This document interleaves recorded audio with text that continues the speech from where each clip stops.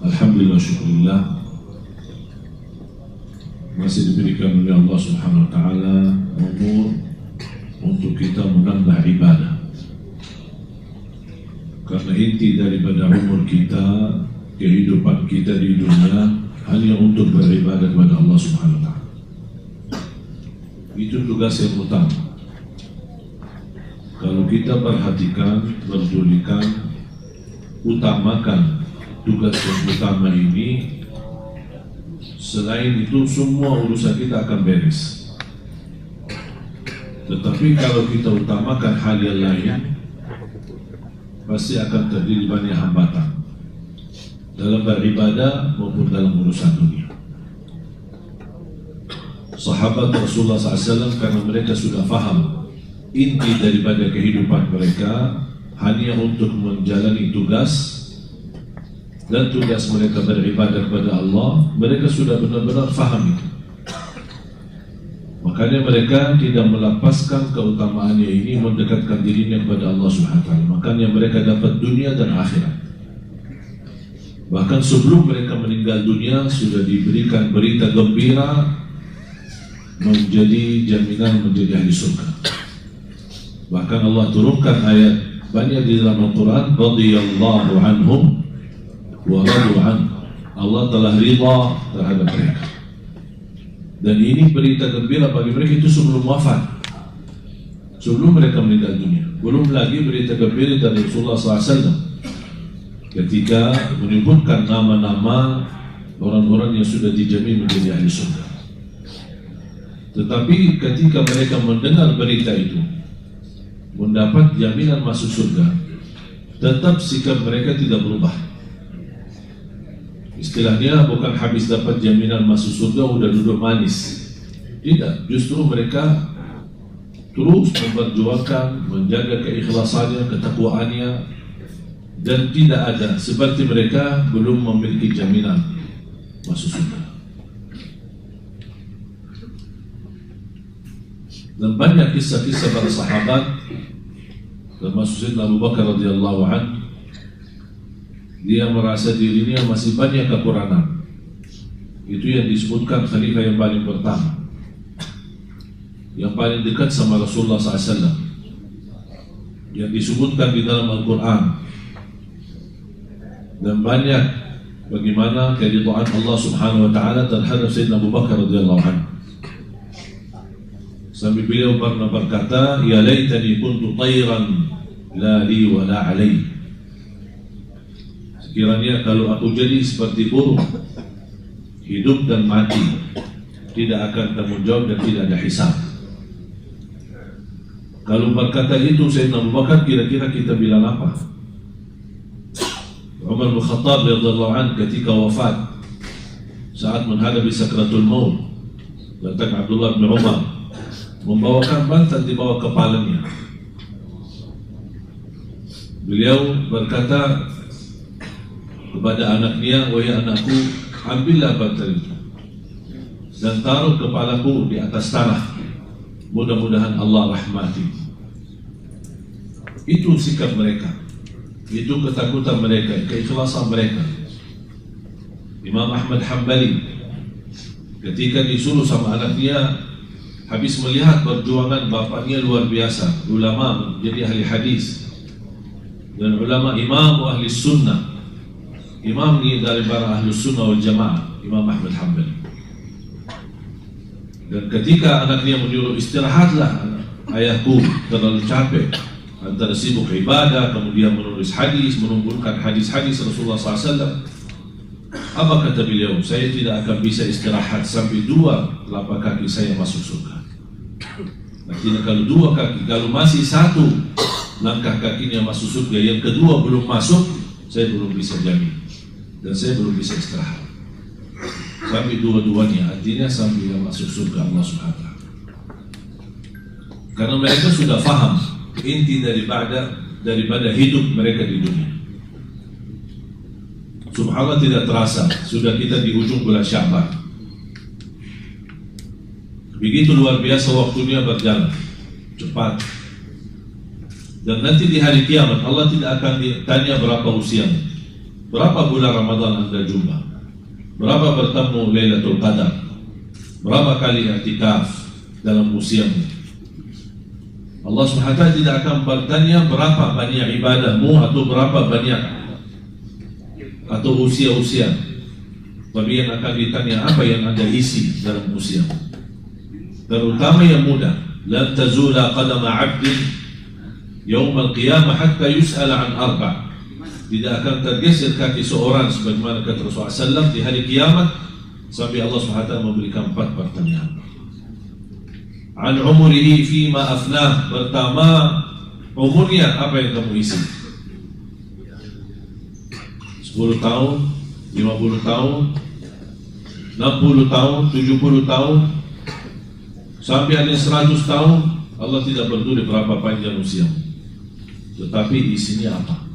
Makanya ada sebagian para sahabat ketika ditanya berapa usiamu, dia berkata 10 tahun. Padahal terlihat sudah tua, karena mereka menganggap 10 tahun ketika mereka kedatangan Nabi Muhammad dan mereka menerima Islam, itulah umur yang sebenarnya. Yang sebelum itu di masa jahiliyah mereka menganggap sia-sia. Kita semua punya masa jahiliyah. Tidak maksud daripada masa jahiliyah harus kafir atau non-muslim. Masa jahiliyahnya berapa kali kita tinggalkan salat, berapa kali kita durhaka sama orang tua, berapa kali masuk puasa tapi kita tidak puasa. Itu kan jahiliyah kita, kebodohan kita. Masih ikuti hawa nafsu dan syahwat, itu namanya jahiliyah.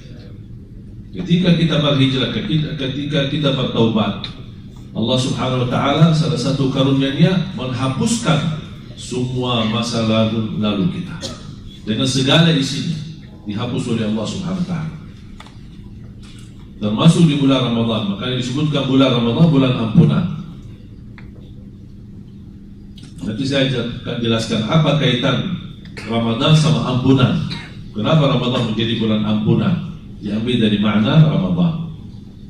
Jadi tidak akan tergeser kaki seorang sampai ditanya oleh Allah SWT 4 pertanyaan. Yang pertama, an umurihi fima afna, umurmu apa yang kamu isi.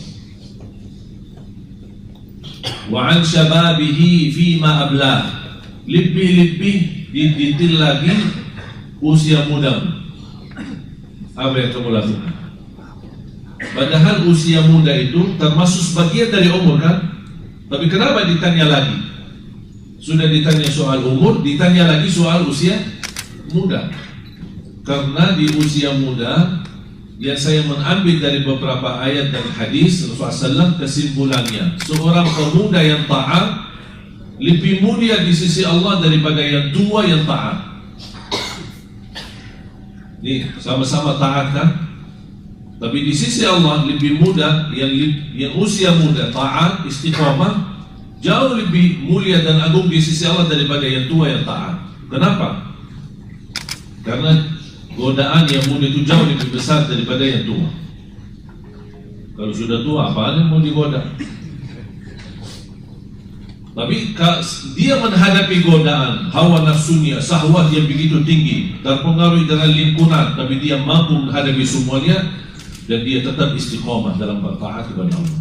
Makanya disebutkan salah satu dari 7 orang yang di bawah naungan Allah Subhanahu wa taala disebutkan wasyabun nasya'a fi ta'atillah, seorang pemuda yang bisa menjaga diri dalam taat kepada Allah Subhanahu. Disebutkan sampai dia memiliki keistimewaan di hari kiamat di bawah naungan Allah Subhanahu wa taala hari kiamat. Semuanya di hari kiamat kena matahari. Begitu panas dan keringat. Dan keringatnya kalau kita di dunia dari atas ke bawah, kalau di akhirat kebalik. Keringatnya bukan turun tapi naik dari kaki sampai ke atas. Seberapa banyak dosa kita semakin naik. Sampai ada orang yang tenggelam dalam keringatnya sendiri. Nauzubillah min dzalik. Oleh karena itu seorang pemuda yang taat, istiqomah, pasti dia mendapatkan posisi yang mulia di sisi Allah Subhanahu wa taala. Makanya Allah akan kita diminta pertanggungjawabannya usia mudamu apa yang kamu lakukan? Wa an syababi fima ablah. Wa an malihi. Yang ketiga, wa an malihi, hartamu. Dari mana dan kemana? Disitulah kesulitannya. Kadang-kadang kita menjaga sumber yang halal, tapi pengeluarannya tidak jelas, mubazir, apalagi kalau masuk ke haram. Jadi yang harus kita mempertanggungjawabannya bukan hanya sumber dana dari mana. Allah akan tanya, kemana uang itu? Kemana hartamu? Mana yang buat jalan Allah, di jalan Allah, mana yang buat untuk kehidupan dunia dan hiburan saja. Ini semua harus dipersiapkan pertanggungjawaban. Dan yang akan ditanyakan bukan harta yang haram. Kalau soal yang haram, Allah tidak akan tanya lagi, karena sudah jelas haram. Tapi kita masih melakukannya, itu langsung diazab. Makanya ulama berkata, soal harta, halaluha hisab wa haramuha iqab. Harta yang halal bakal dihisab, padahal halal, bersih, tapi bakal dihisab. Dari mana dan kemana? Wa haramuha, harta yang haram tidak akan dihisab, tetapi langsung diazab. Nauzubillah. Jadi dari mana dan kemana? Dan banyak kita lihat orang yang memiliki kemampuan, seberapa persen yang dia untuk umat, untuk lillahi ta'ala, dan seberapa persen yang dia gunakan untuk dunia. Ketika masuk rumah orang yang kaya, hiasannya saja bisa miliaran. Berhiasan sana sini, di ruang ini, di ruang itu. Ini bakal dipertanggungjawab. Memang halal, usahanya halal, bisnisnya halal, tidak pernah dia mau yang haram. Tetapi begitu kemewahan, ini bakal ditanya oleh Allah Subhanahu wa ta'ala, dan persiapkan pertanggungjawabannya di hadapan Allah. Jadi Islam tidak mengharapkan kita senang menikmati harta kita, tetapi ada batas. Ada batas. Hiburannya pun ada batas. Kesenangannya ada batas. Karena kita di dunia ini bukan untuk berhiburan, bersenang-senang. Kesenangan itu menjadi sampingan saja, tapi utama untuk hidup kita di dunia, wa ma khalaqtul jinna wal insa illa liya'budun.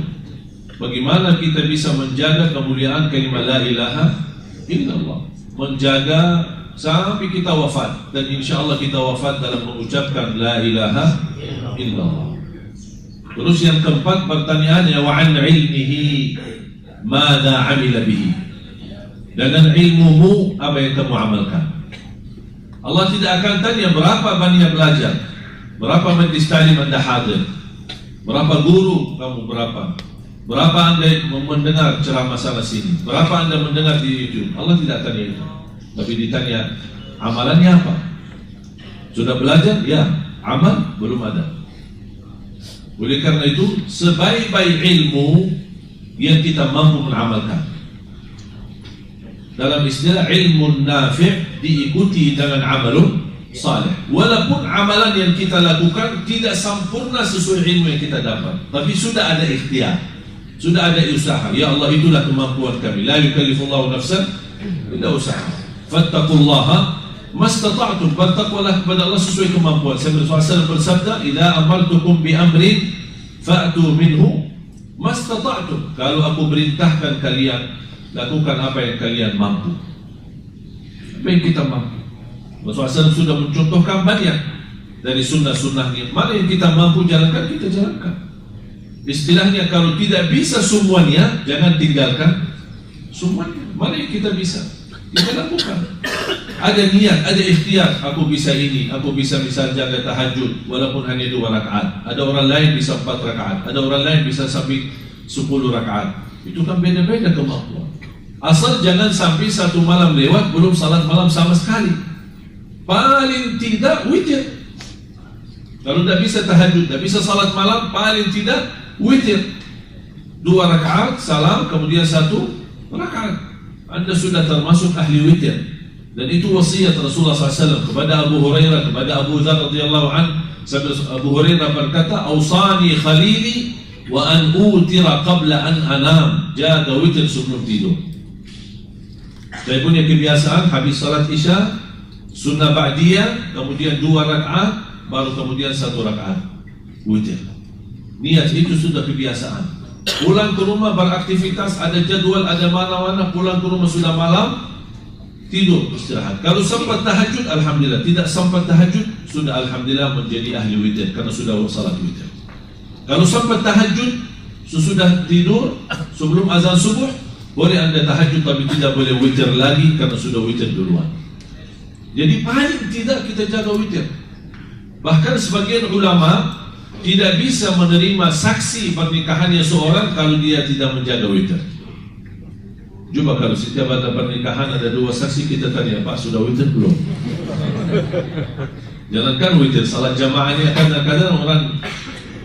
Saya pernah hadir di salah satu acara pernikahan di Madinah, dan yang memimpin acara seorang ulama, ya macam kantor kawaya kalau di sana. Terus ada 2 saksi dari pihak keluarga. Ditanya, untuk salat di masjid berjamaah tidak? Ya kadang-kadang, oh maaf saya tidak terima saksi. Jadi orang yang salat jamaah di masjid. Karena dianggap orang yang tidak menjaga salat berjamaah di masjid itu kurang amanah dan tidak sah jadi saksi. Coba kalau setiap ada orang pernikahan kita tanya, malu ya? Di mana salat jamaah, di mana masjidnya? Udah tahu kan? Jadi berat. Begitu luar biasa, luas mempelajari agama. Makanya jemaah sekalian, jalani apa yang kita mampu. Wa an ilmihi madza amila bihi. Termasuk bulan Sya'ban. Bagi ahlul Quran, mereka menjadikan bulan Sya'ban bulan khatam Al-Quran, bukan bulan Ramadan. Mulai dari Sya'ban mereka berbanyak khatam Al-Quran. Kenapa? Mempersiapkan diri sebelum masuk Ramadan. Begitu masuk Ramadan mereka lanjut khataman. Sampai Imam Syafi'i 60 kali khatam di bulan suci Ramadan. 60 kali berarti dalam 1 hari 2 kali. Coba kita tanya berapa kali kita khatam. Jangan-jangan seumur hidup 1 kali sudah bikin acara syukuran lagi. Bayangkan berapa kita hijrah. Ada istilah hijrah kepada Allah, ada hijrah kepada Al-Quran. Ada orang hijrah tinggalkan Al-Quran, atau hanya dia ingat Al-Quran pas Ramadan. Begitu habis Ramadan dia masukin dalam lemari lagi. Ya insyaAllah ketemu Ramadan yang akan datang ya. Astagfirullah. Hubungan kita sama Allah seperti itu. Ada orang bertanya, zaman dulu orang banyak pemuda hafiz Quran, banyak yang semangat belajar Al-Quran. Gimana kira-kira waktu dan keberkahan mereka yang dapat sampai bisa? Saya bilang sama aja seperti kita sekarang. Kita sekarang memegang HP, sama dulu mereka memegang Quran. Maka mereka lebih banyak bisa hafal Quran, kita lebih banyak bisa hafal cat-cat yang ada di HP. Kita tidur bawa handphone, awal bangun tidur megang handphone, masuk WC bawa HP, kemana-mana bawa HP. Kita bisa chat berjam-jam tidak pernah bosan, tidak ada merasa ngantuk. Tapi begitu mulai baca baru a'udzubillah. Begitu berat. Tapi sama HP kita berjam-jam tidak masalah. Dan bahkan kita mampu menerima atau membalas semua pesan-pesan yang ada di HP kita. Padahal Al-Quran juga pesan-pesan dari Allah, apa yang kita jawab. Allah kirimkan pesan itu dalam Al-Quran. Itu masjid-masjid dari Allah, apa yang kita jawab, apa yang kita gunakan. Jangan-jangan nanti datang hari kiamat, ya Allah saya belum dengar pesanmu ya Allah, saya belum tahu apa SMS darimu ya Allah, apa kiriman darimu ya Allah. Itu sudah 30 juz Al-Quran.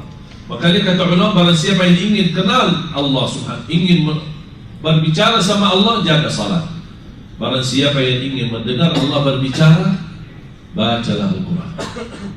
Allah bicara sama kita.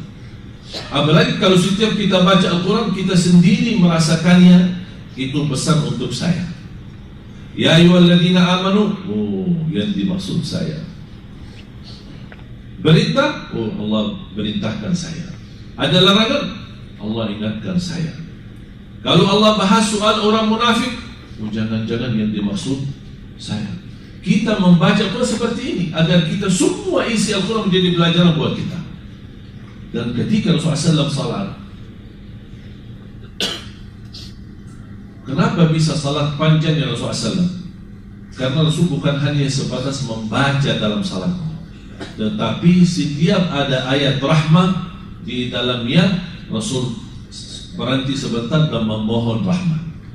Ketika ada ayat surga, Rasul berhenti dan memohon surga. Ini dalam salat. Ketika ayat neraka, Rasulullah SAW berhenti, na'udzubillah dari neraka, berlindung kepada Allah dari siksa neraka. Ayat ampunan, berhenti dan memohon ampunan. Makanya panjang salat Rasulullah SAW. Memang betul Rasulullah SAW salatnya 11, tidak pernah lebih, sebagaimana kata Siti Aisyah radhiyallahu anha. Tapi tanya bagaimana cara 11 Rasulullah SAW. Jangan yang diributkan jumlahnya, setiap tahun kita ribut tarawih 11 atau 23. Tapi yang ditanya caranya kita tidak dibahas. Padahal cara Rasulullah SAW salat sampai 1 rakaat aja bisa mencapai 700 ayat. Makanya sampai bengkak kakinya. Dan insya Allah saya yakin kalau kita menjalani sunnah Nabi SAW seperti ini, insya Allah tidak ada yang salat di belakang kita. Siapa yang mampu tahan sampai 700 ayat? Oleh karena itu jamaah sekalian, itulah kembali fattaqullaha mastata'tum, jalan sesuai kemampuan kita. Fattaqullaha, bukan masalah jumlahnya tapi isinya. Salat yang tenang, salat yang khusyuk, bacaan imamnya yang enak. Biar bagi jamaah yang awam, yang belum banyak belajar Al-Quran, setiap malam mendengar bacaan yang bagus, pasti bakal belajar, pasti bakal bisa. Kalau selama 3 malam kita salat tarawih tidak dapat belajar Al-Quran, hanya suratul Fatihah, wallahi syukur nikmat. Anda kalau bisa membenarkan suratul Fatihah saja. Kenapa? Tidak sah salat kita kalau tidak baca Al-Fatihah dengan benar. Sebagaimana kata Imam Nawawi, ada 14 tasdid di dalam suratul Fatihah. Tertinggal 1, batal salat. Coba kita pernah belajar enggak? Pernah tanya sejauh mana bacaan Al-Fatihah saya benar atau tidak? Paling baca Al-Fatihah. Al-Imam Abu Abdurrahman As-Sulami, Abdullah bin Abdurrahman As-Sulami, seorang imam tabi'in di Ahlul Quran. Dia belajar Al-Quran sama Abdullah bin Mas'ud radhiyallahu anhu, sama sahabat Rasulullah Ali bin Abi Talib, sama sahabat Rasulullah Uthman bin Affan, sama sahabat Rasulullah Zaid bin Thabit, sama sahabat Rasulullah Uthman bin Affan. Jadi ada 5 sahabat Rasulullah, Abdullah bin Abbas. Beliau belajar Al-Quran sama mereka. Selesai dia belajar dan dia mendapatkan ijazah sanad silsilah ilmu belajar sama guru-guru yang sahabat Rasulullah. Beliau habiskan usianya lebih dari 70 tahun hanya mengajar anak-anak Al-Fatihah. Ditanya, dia bilang, saya dapat hadiah besar kalau anak-anak ini bisa baca Al-Fatihah dengan benar. Itu sudah cukup bagi saya. Padahal juga belajar banyak, tapi dia mengajarkan suratul Fatihah. Saya pernah membaca salah satu wirid Imam Ibn Taymiyah lepas salat subuh sampai terbit matahari, hanya baca Al-Fatihah sampai berkali-kali. Karena sudah mereka meyakini bagaimana keberkahan dan kemuliaan yang ada di dalam suratul Fatihah. Ilmu, akidah, tauhid, tawakkal, isti'anah, semua ada di dalam suratul Fatihah. Qala Imam Qayyim, barang siapa yang memahami suratul Fatihah, semua isi Al-Quran, semua ilmu kembali pada Al-Quran, dan semua ilmu yang ada di dalam Quran kembali pada suratul Fatihah. Dan semua inti daripada isi suratul Fatihah, iyyaka na'budu wa iyyaka nasta'in. Maka Imam Qayyim bikin buku sangat bagus. Saya usulkan kalau Anda bisa beli buku ini atau bisa download di internet atau di Syekh Google. Tahu kan Syekh Google? Bukan di Syekh Google ada. Apa nama bukunya? Madarijus Salikin fi Manazil Iyyaka Na'bud wa Iyyaka Nasta'in, karya Imam Ibnu Qayyim rahimahullah. Buku ini sangat bagus, mendalami, dan sudah ada bahasa Indonesia, mendalami suratul Fatihah dengan luar biasa. Kita bisa mendapatkan wawasan yang sangat luar biasa. Al-Fatihah kita baca 17 kali, masa kita tidak fahami isinya dan makna. Para jamaah sekalian dimuliakan Allah Subhanahu wa taala, kesempatan bagi kita. Mudah-mudahan kita bertemu Ramadan dalam keadaan sehat walafiat. Mudah-mudahan kita bisa menjadi orang-orang yang benar-benar bisa mendekatkan dirinya kepada Allah di bulan suci Ramadan.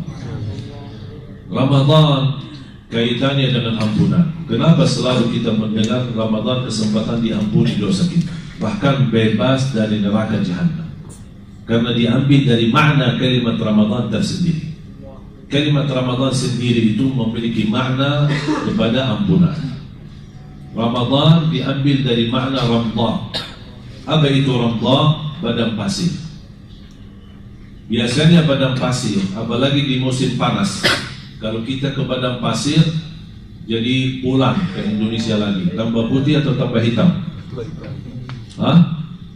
Hitam atau putih? Hitam. Kenapa? Kok bisa ke padang pasir tapi pulang hitam? Kenapa?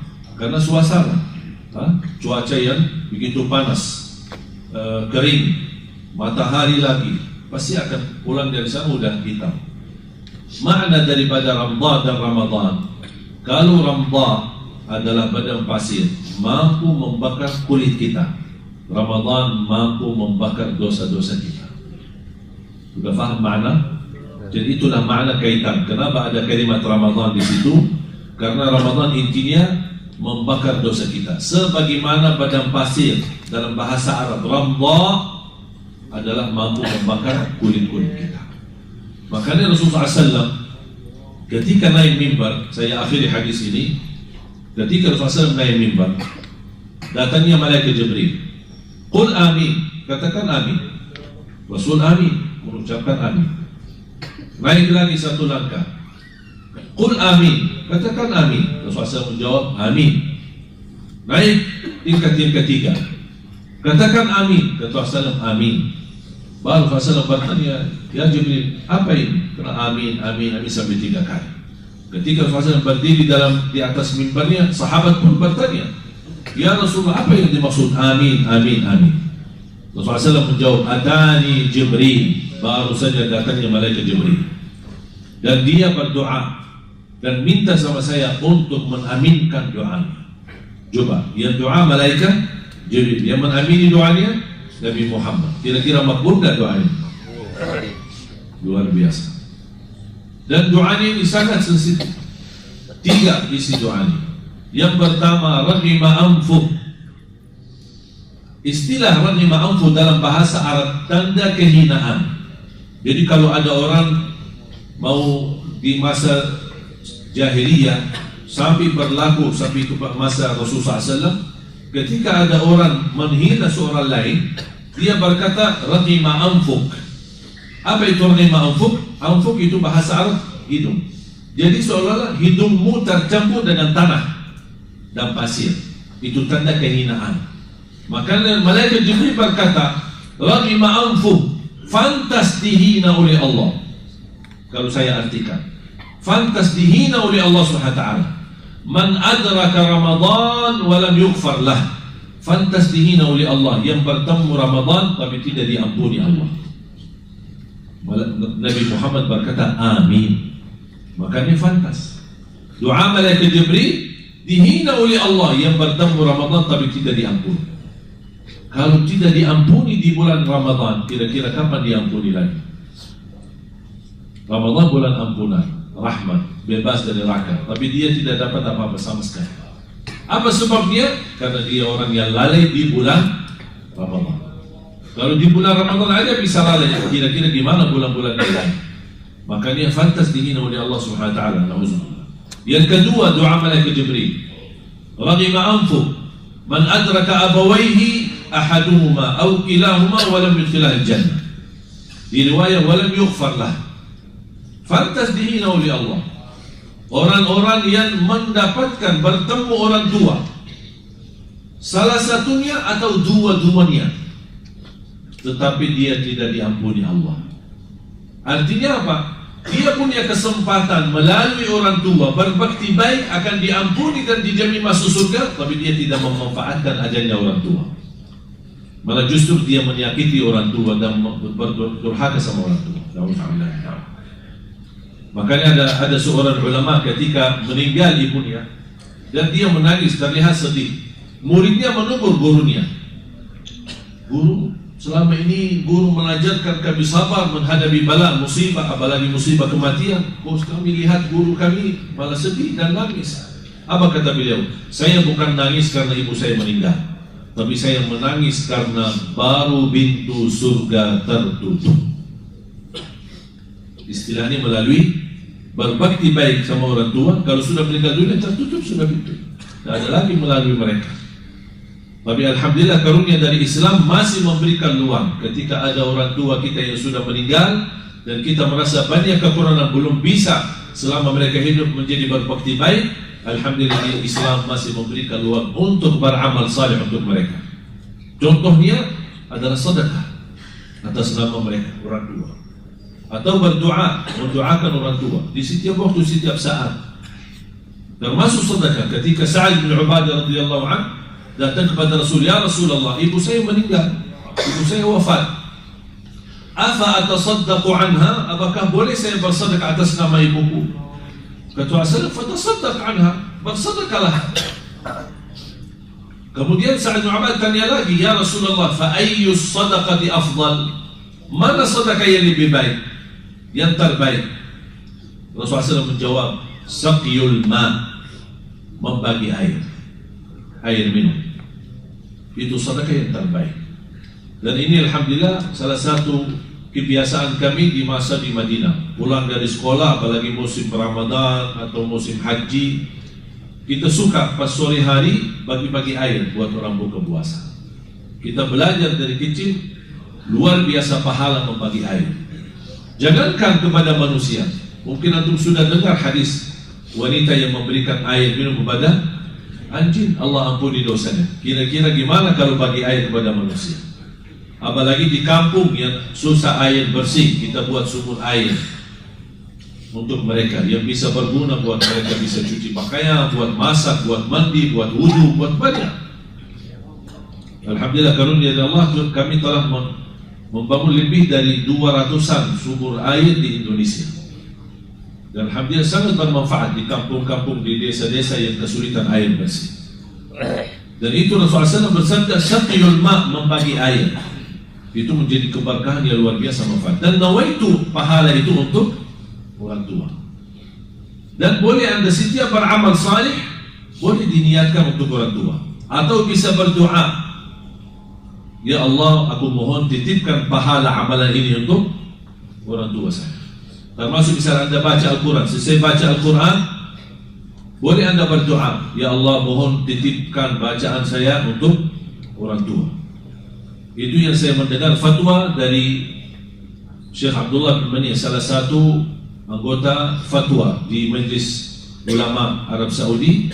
Beliau berkata, ketika ditanya apakah bermanfaat kita kirimkan amalan-amalan untuk orang yang sudah wafat,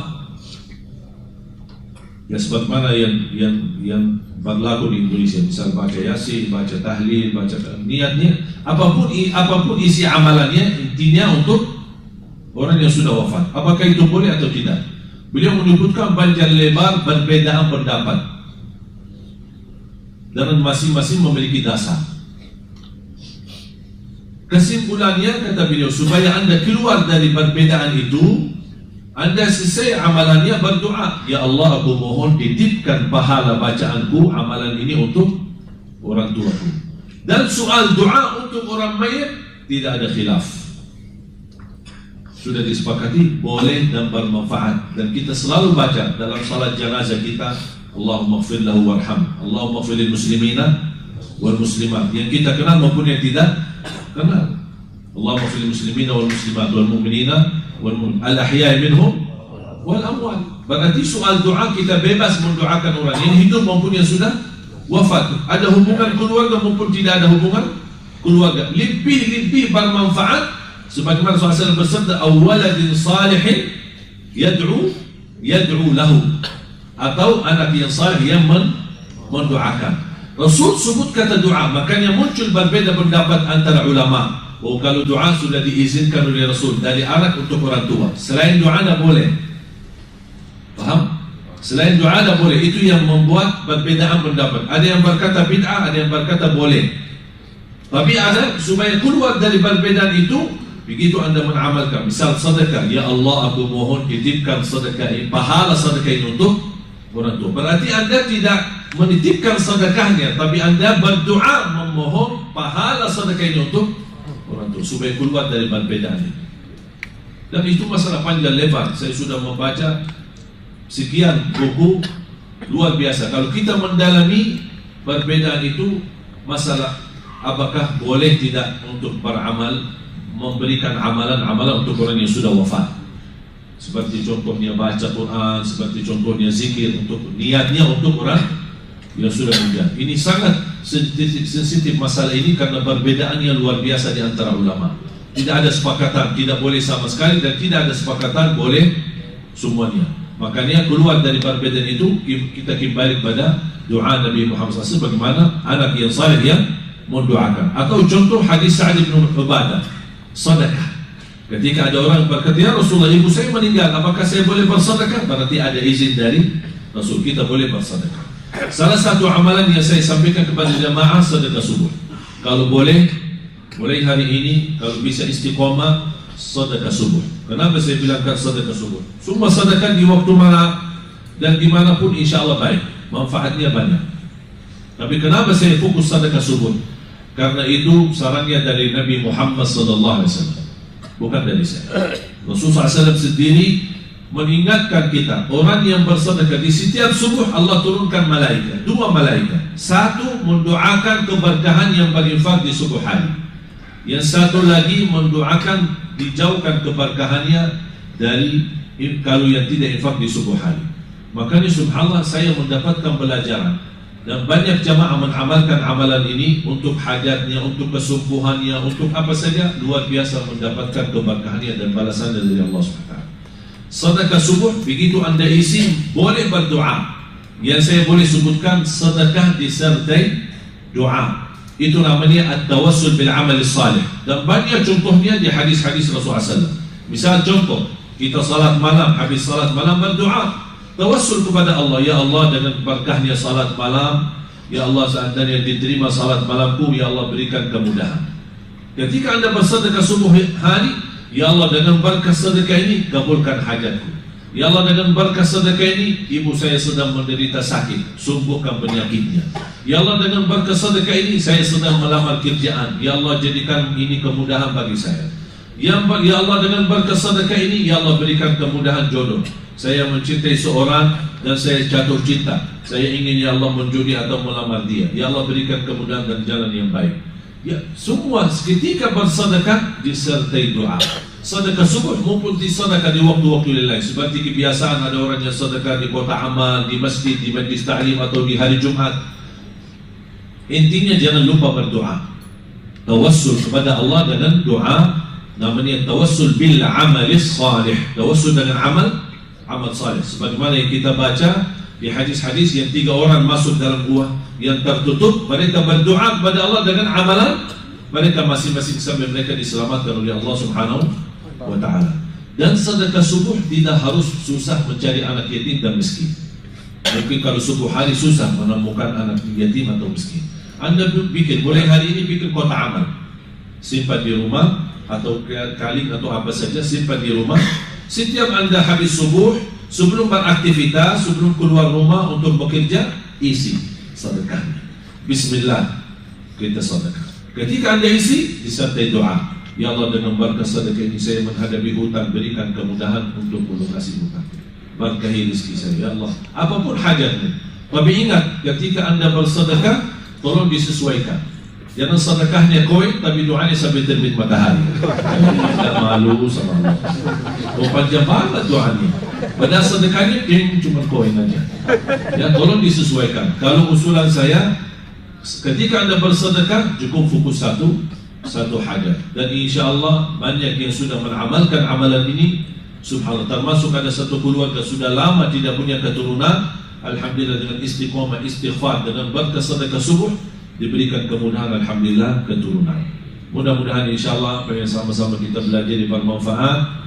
Mudah-mudahan menjadi ahli Al-Quran, para pencinta Al-Quran, diberikan kemudahan menjadi penghafal Al-Quran, berakhlakul Quran di bulan suci Ramadan. Mudah-mudahan kita semua mendapatkan, diberikan keridhaan Allah Subhanahu wa taala, dan dirubahkan nasib kita. Kalau tertulis nama kita dari menjadi ahli neraka, mudah-mudahan dengan adanya bulan Ramadan, insyaallah berubah nasib kita menjadi ahli surga dan dibebaskan oleh Allah dari siksa neraka Jahannam.